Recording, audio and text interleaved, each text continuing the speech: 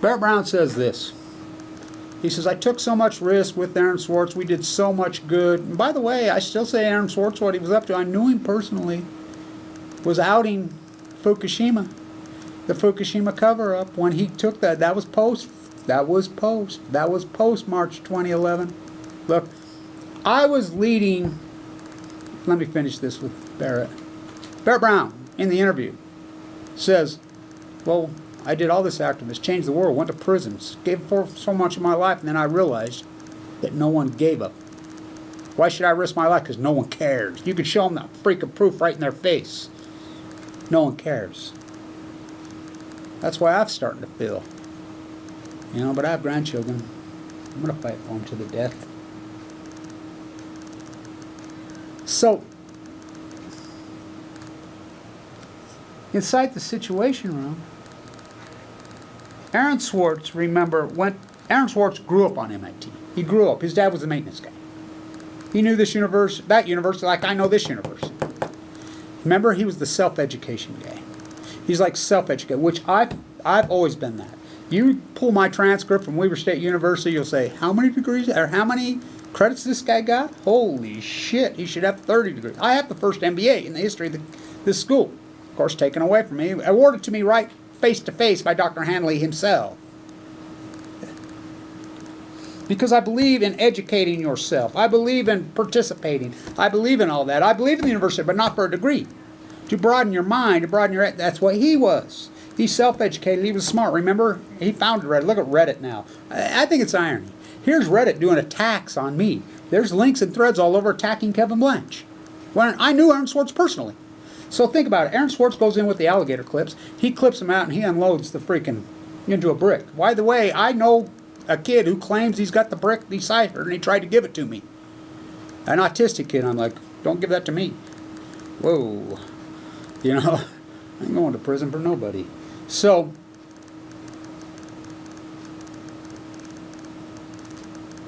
when Abe, the first time he comes to the United States, for a Japanese PM to come to the United States once every 40 years, I think it happened twice since post the bomb. Abe and Trump have met together now 17 times. I mean, they're kissing cousins. And who would have believed this? Talk about imperialism. He comes here. He goes to Harvard, where John Holdren teaches, right next to Heyman and Ortiz. Heyman teaches right next to... Who's Heyman? He's the prosecutor that freaking hung freaking Aaron Swartz. They teach together at Harvard. So Abe comes to Harvard. Okay, we get it. The club, which I call it. You got Harvard, Yale, Cal Berkeley, the Russell Trust Club, Weber State. They're all the same club. Don't kid yourself. And this school ties into it. I learned that the old-fashioned way, hardcore. He goes to MIT Media Lab secretly. I'm the guy that broke that story. Why would it be possibly, of all places in the world to go to, why would he go over to MIT Media Lab? Because that's who's running the cover-up of Fukushima. Hello. First one in the White House on Trump's inauguration. I was there. I was at the White House. I took the bus in the middle of the night to the Trump Tower. You should have seen it. Talk about a war zone. I was there. Video proof. I had my hat on for 3 days. The Russians have occupied the White House before the election. Look, play back the tape, Your Honor.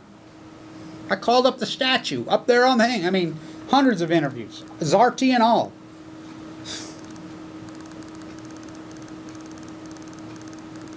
Abe, first one there. First one when he gets inaugurated. They go to Mar-a-Lago with Kraft. Talk about another one. Oh, God, same old club. Go Patriots when they're the opposite of Patriots. Sam Adams rolling his grave. First they come to Kraft, Paul Revere. So they meet at Mar-a-Lago, block out the windows, no media. That's when this whole dog and pony show was started as far as the cover-up, handoff from Obama thing. So inside the Situation Room, it went like this. Now I can talk some of it now because I got her to do a second interview with Holdren. She saw some of my videos. She watched some of my videos. They contacted me. I got her ready. Well, Mr. Holdren, and he just going off, Trump, Trump, Trump, because it's all Obamacans versus Trumpettes, and she baited him. She's like, well, Mr. Holdren, let's talk about the Fukushima disaster. Oh, yeah. So how did that play out inside the Situation Room? And she already knew the answers because I had her ready. Young Asian, grassroots activist in the Beltway. A vlogger, or a blogger. I'm like, okay.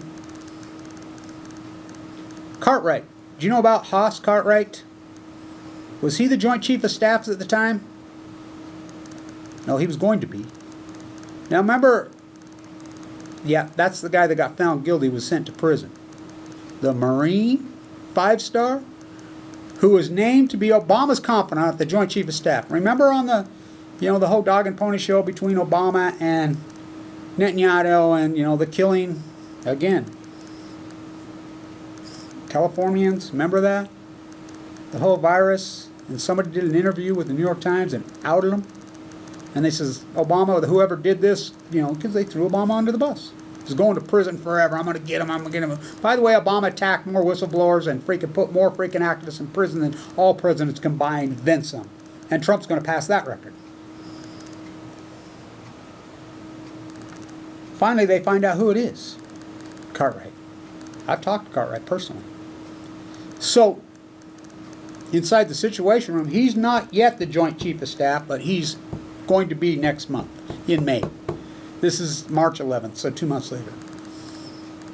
He's in there. John Holdren's in there. Jeff Melt, CEO of General Electric's in there. Chicago Bridge and Iron's in there. INL's in there. Cal Berkeley's in there. All the mucks are being beamed in there. They're there. Biden's in there. They're all in there. The Nuclear Energy Crime Center is running the show. I will quote John Holdren now, and I've known this the whole time, and this is important historic stuff. Turn on your recorders and record this. John Holdren. We knew. Now remember, it was March 10th here when it happened that night. It was just barely after midnight. It's the same time as it was in Chernobyl. When Chernobyl happened, right after midnight. Eastern time, New York, just right after midnight. Here in Mountain Meadow Massacre time, it was 10 something. John Holdren, we were called to the Situation Room. We were in there arguing. We had the Japanese hierarchy in there. We wanted to send in the USS Reagan. We sent 32 ships in. They're all arguing. The fight's on. What are we going to do? Blah, blah. John Holdren. By 1:34 p.m. Eastern Standard Time, March 11th, we knew these were full-blown out meltdowns. No, this is important. They knew they were full-blown out meltdowns the first day. Now, Andy Vanderkoop, Anderson Cooper and Sanjay Gupta, them lined up. They were in. Remember, they were there. Remember doing that Bog and Pony show? Should we get out? Remember, they were flown out. The plume stayed there local over Tokyo for 6 days. Now Ricardo Ike has cancer. The wind shifted. The wind was blowing out, The wind was blowing out over the U.S. for the first 6 days. The plume was being detected here. Someone leaked to me these dishes from Cal Berkeley that were picking up freaking the nuclear fallout in the dishes within 12 hours of the disaster. I mean, it was all hidden. People were leaking me all kinds of stuff in those days. I was reporting as much as I dared.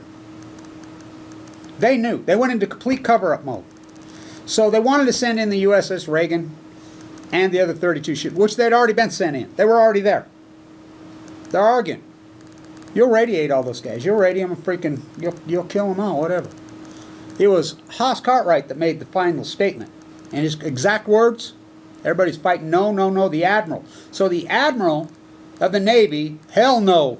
You'll radiate them all. You'll kill them all. You'll kill thousands of, I want the entire island of Japan evacuated of U.S. military personnel and civilians. Now, this has all been verified by Rachel and I's and work. She was there. Rachel was in Japan.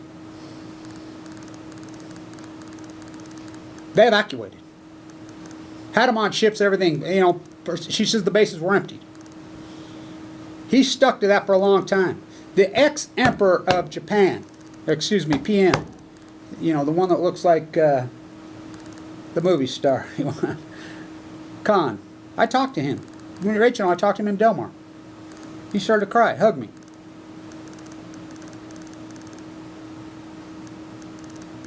Make it so. That was his exact words. Make it so. After they've been told, the Admiral says, no, no, no, you're ready. Not only did the Admiral want all military personnel evacuated off the island of Japan and Okinawa, he wanted all civilians. We're talking 2 million people. He wanted the entire island of Japan evacuated. Which, should have they? Oh, hell yes. military personnel. The cancer is being covered up big time. Like I said, Ricardo Iki's the 2020 most famous athlete in the history of Japan. She's fighting AML leukemia right now. They're covering that up. She's in the fight of her life. And why do we know about that story? Because she's the most famous freaking athlete in all of Asia. The first female athlete to ever win the Asian Games. She's the Mark Spitz of Japan. Then some. She's the Bruce Jenner of Japan. Then some. They went in to cover up. Oh, I can verify this. Obama never, ever, and his advisors, he comes out of the Situation Room. Holdren leaves the Situation Room after 9 hours of arguing and fighting in the Situation Room on March 11th. He goes home. He lives in D.C. at the time. He's right there close. He says, I've only been home for an hour and a half. They call me back. Go back in. You know, and Japan's like, we gotta have water sprayed on these things. There are meltdowns. We gotta have water sprayed on them. The only thing that we can do, we're trying to help. It ain't working. We gotta get water on it, push it into the ocean. Make it so. They went into total 100% cover-up mode, and it was never once said that we cannot tell the American populace, the world populace, the truth to protect from panic. That was not why they did it. And I can verify this. They did it to protect the nuclear energy crime syndicate. The quotes that came inside of there, we cannot let the world populace know about these freaking meltdowns. It will destroy the entire nuclear energy forever industry. That was the fight. They never did it to protect from panic. We could have used some good old-fashioned panic. They crashed the Radnet dishes. The radiation levels are all through that ocean. I mean, they tell you. They're there. I mean, it's all cover-up. It's the greatest cover-up and the greatest crime in human history. Obama knows what I know. You know, so does Trump. They all do. They play along. This imperialism. Now, I have a whistleblower inside the the Japanese establishment who's fled now, who's in San Diego, who I've talked to lots of times, who worked during the Trump administration and the Obama as the handoff. He says straight up, the Trump administration was so easy to coach. He says, we thought that they had a problem with it. We was really going to have to work on him. You know, playing the golf, working. He says, we were dumbfounded how easy it was for Trump to go along. He says, we started bringing up Fukushima, Trump just glazed right over it. He says, they would roll their eyes and look at each other. They thought they were going to have a real problem with this guy because his god and owner who put him in the White House, Alex Jones, talked Fukushima every day. Why does Alex Jones not talk Fukushima now? Alex Jones, all these people that rode my back were there to fearmonger. They were there to sell freaking, right here at Patriot in Salt Lake City. They were here to sell merchandise, clean water machines, survivalists, and they sold lots of them. You know, it's going to, that's the only, as soon as they're God, you know, he's a political hack. That's all he was. You know, he used to do good work on 9/11. Look what he's evolved into, a political paid hack. It's, I mean, psycho. They sold us down the river. That's all they were ever into it. I think about all these vloggers and bloggers that were all over the internet, whatever. None of them were for the right reasons. None of them. You know, Kevin Blanch fighting for life. I was. Still am. They all quit because they were all in it for self, I don't know, making some money, doing some whatever. Here I stand in my little teeny army freaking on an island. Go from a millionaire to a zero, freaking sleeping on park benches and freaking on garage floors, on people's couches, and dumping any place I can to get the work done to prove this. Think about without the tide pool footage, historic footage, you got nothing. So now the salmon have collapsed. That's the number up there on the news shack. That's the biggest king salmon. The kings are freaking horrible. Everybody says, oh, it's great, great. We got early stocking. No, Copper River. Copper River crashed in 2016. The average ones go to sleep for 5 years. 2015, I think they had 1.8 million. They're saying this is record returns. No, it was just early. They're not even going to get 900,000. It's going to be just as bad as the last couple years. It'll be a hair better than last year. And they know they lie. That's why I have to rely on the Columbia River number. Because I've been talking to them up there in Oregon since this happened. They laughed at me. They didn't believe me. I said, no, record returns, record escapement. Well, finally I got some people's ears up there. In 2016, 2017, they were like, oh my God, this guy called this. He says they're going to crash 2016 when we're expecting record numbers, and they crashed. This still had crashed 2012, 2013, 2014. They go to sea for 1 to 2 years life cycle. They live there. The Chinook, we count every single one on the Columbia, and I hold their feet to the fire. And they told the Army Corps of Engineers to go bleep themselves. The Army Corps of Engineers has I have a whistleblower inside there who's come to me. They classify. I got nothing from them. They wouldn't even talk to me. Still won't. Live cam goes down. Radnet dashes go down. It's a giant cover-up. The media's been told. You know, I have a friend that, you know, when we leaked the San Onofre stuff out and got it to the news down there and put it out there, just like up here in Alaska they did on the Krill collapsing now, on the Muirs collapsing in 2015. That's all grassroots media. She told me they get a memo now from the United States State Department every Monday now, post-Fukushima. Every freaking news desk in the country gets a memo on what they can talk about and what they can't. And top of the list, she says Fukushima is on the top. We cannot say it. We can't anything under the Patriot Act. It's true. It's true. I've asked Mike Lee to himself about Fukushima. Kamala Harris, you know who I know. She worked on Senate. I mean, I've talked to multiple politicians. Trump himself. You know, Bernie. I've talked to him. I mean, all of them. I've gotten close enough with my camera. They won't say the F word. The only senator who's even spoke the Fukushima war post-2013, Barbara Boxer used to talk. They ran her out of town. She was head of the committee. Feinstein said at one time, I went to Feinstein's office in San Diego. I tried to meet with her. They teed me up. That's what they do. You should see him here. Governor Herbert, Mike Lee, and these guys. They've all been asked by Fukushima by me. Every politician in this state. You just see him run and hide from me now. Total cover-up. We have the nanotechnology. We'll get on it. We cannot do a big entombment process like they did at Chernobyl. It will destroy the nuclear industry for all time and all eternity. It didn't work. I was in front of the White House in 2013 when they made the handoff from the secretary to the new secretary on the Obama administration. Remember they went to earn a Moxie fuel, and then we got the drone. Somebody screenshot the sniffer plane in Fukushima in 2013. The Japanese TEPCO was called to the White House. We were standing in front of the White House. We have videos of it. TEPCO going in there to reboot the cover-up. I was in the Department of Energy that day. They lost the handle on it. They never had the handle on it. They've been pushing in the Pacific Ocean the whole time. They don't know what it is. As I call Fuktonium.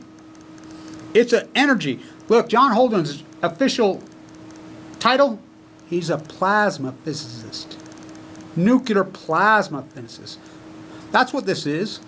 Bringing star-powered Earth. That's what it says at Livermore. Oh, they brought star-powered Earth. This sun can give you cancer from 93 million miles away. We have 3 suns burrowing into the Pacific Ocean all day, every day. Oh, clean, green, too cheap to murder. Nuclear energy is the answer to global warming when the most hottest substance in the face of the Earth are 3 suns heating up the Pacific Ocean all day, every day. They push fresh water and it just burns that fresh water, scorches it, kills the plankton. Everybody, I remember I wrote Fukushima killed me on a well when I'm walking the coast dying of cancer. I was given 2 months to live, central line. I mean, I don't know how I'm alive. I mean, the survival rate of what I have is, I'll tell you how low it is. You know, some asshole called me today, rattling his gums about, well, I don't like your fly. I really don't give a shit what you like. You took radiation, you know, shut the... I have AML de novo. The last survival rate is days. 170 to 130. The survival rate is so low of what I have, I actually moved the decimal by making the 5-year mark. It went from 0.006 to 0.008. That's how radical. I went from 170 to 130. You're going to tell me, oh, you took right. You know, what about when you get your turn? I like how people tell me how to survive cancer. They should be asking me. I'm a 1%er. That's a John Hopkins 1% survival bracelet. My own doctor says I'm the biggest miracle in his historic career, and we're talking one of the greatest oncologists in the freaking world from Copenhagen, Denmark. Fimbo Peterson Vince. Go talk to them. I mean, it's outrageous what they've done to me as a person. They've wiped me out to the point, I mean, I have no vehicle, I have no nothing. The university, my bill's $1.8 million. Destroyed me financially. I've had to stay in this fight, use the university, do whatever I can do. I've reported on grassroots freaking funding. Thank God I've got a small army who believes in me, or this work would have never got done. And I've done it. You know, it's been a historic, epic fight. You know, I'm like, well, write a book. Well, what? I am the fucking book. Why doesn't somebody sit down with me and have a talk with me? I tell people all the time, you got the technology, you got the freaking, you know, the publicist, sit down and record me and let's make a book. Let's do it. Let's change the world. PBS has interviewed me. CBS has interviewed me. NBC, ZRT, multiple times. You name it, they've interviewed me. But the interviews never go up. My friend in L.A. interviewed me, and he says, get this. I says, I'm not doing another interview with you at Senate offer at the hearing. No, Kevin, I promise you. I'm sitting with, who's the new congressman down there, District 49. You know, Mike, he and I are sitting together. Mike's a witness to this. Mike ran on the Senate offer to get the waste off the beach platform, and he won. He beat How Nice Is They invented Darrell. Without me, Senate offer never shuts down. When I was fighting for my cancer, I'm the one that leaked that all to the media, and the media got it out there that they were cheating and had an exchange, and it freaking blew nuclear all over. They were cheating. By the way, the generators parked here in the Energy Solutions dump site illegally. No activists, just me and Deb. That's it. She's gone. Everybody's gone. Everybody quit me. They can't hang. This is a long, hard, freaking heartless fight, and I don't blame them. How can you stay in this fight? They financially destroy. They slander you all over the internet. They freaking go after you like wolves. I mean, they know that. Starve them out. It's outrageous. So, you know, how much do I have to tell you? You know, and look who this is.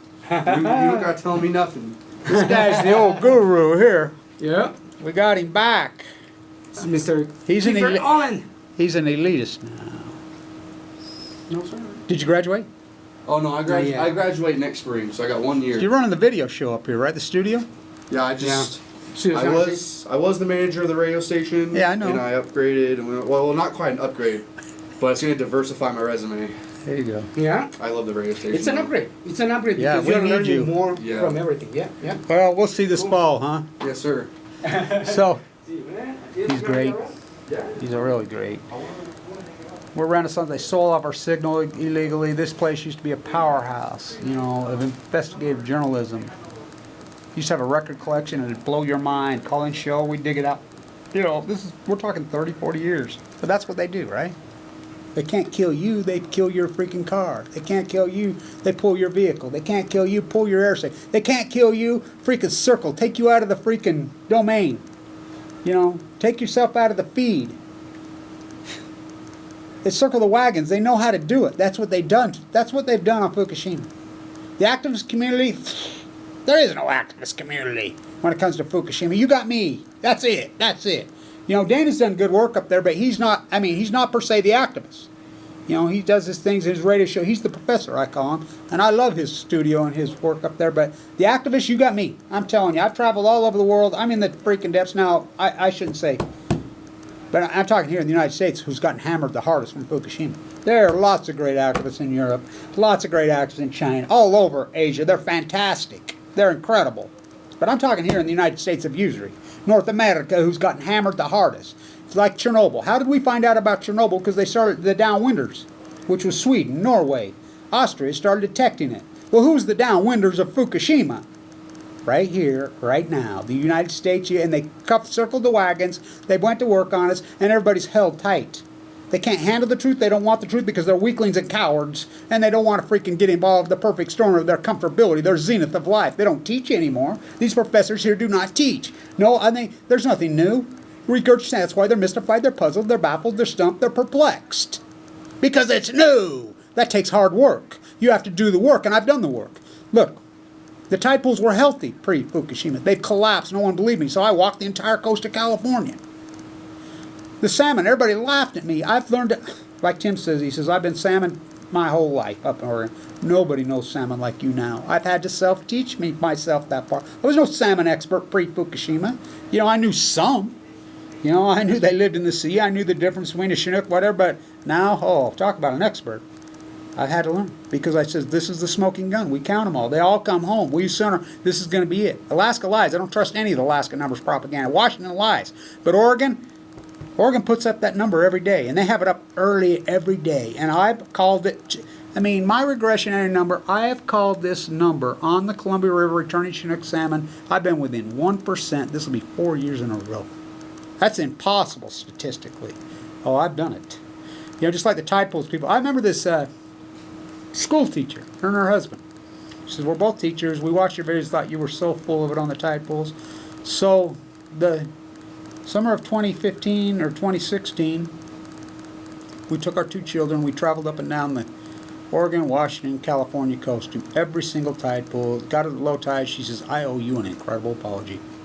And I thought I knew everybody about tide pools. They're deader than dead. We found so few starfish. Here, there. I never used extinction. I used the word genocide. Sad. I thought, you know, all this work, I hung myself out there and like, well, I sound pretty crazy. Going to kill the ocean. I remember being in California in 2015, walking up, and I'm in the Central Coast.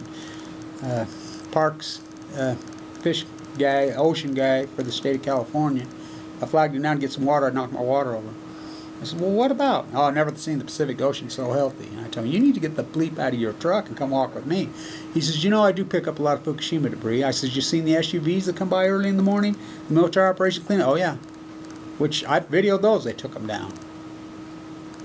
I mean, I sounded crazy in those days because the ocean was pretty healthy.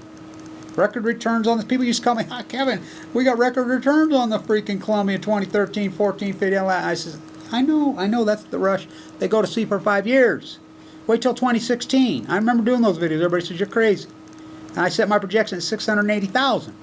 Their projection was 1.7 million. Came in at 680,000. The next year, their projection was at 2.3 million. I set mine at 480. Coming at 480,000. The next year, I set my projection at 333,000. They set theirs at 2.7 million. Comes in at freaking 336,000. This year, I set my projection at 220,000. I mean, we're right now, and I lowered it to 180. We're sitting right now, we're at 94,000 for the year. I'm going to be right on the nuts again. Up there on freaking Alaska, record fishing in California is such a total lie. The salmon fishing have collapsed. It's like it's a dead cat bounce. So you have a stock, say GE. Say it goes from $64 to 666. I like this guy taking all the credit on the 666 call. Play back the tape on YouTube. I like all these guys that plagiarize me. I'm the guy that called that target. So it goes down to 666. Then it bounces to 10. Oh, 40% bounce. God, the best returns ever, blah, blah. That's what they're saying. In. That's exactly what. Figures don't lie, liars figure. They don't want to tell you the whole number and freaking what the numbers were in California pre-Fukushima. You got a little dead cat bounce. Just like, oh, we got record sockeye nuts. No, they don't. That's a lie. Bill Monroe's out again today. By the way, Bill Monroe's son-in-law and daughter were killed in a car wreck on I-5 last year. You know, of the fish guides. And he's still out there running his mouth like a sewer. Oh, great. It's closed. You fools. The Chinook salmon is completely 100% closed. Steelhead's closed. I mean, he's telling you how great the fishing is when there is no fishing. Well, you go gill net some sockeye. Oh, the copper bad Alaska. We got a big. You know, they had an early run on the sockeye salmon on the Russian and the. That's all it was early. It's already crashed. You can pull up the numbers right here and look at it. They crashed. Just right here on this university, there's a kid recruiting for salmon. That's what they do, go on the universities and, you know, recruit slave labor to go up there and clean fish. What a horrible job. Let's start this over.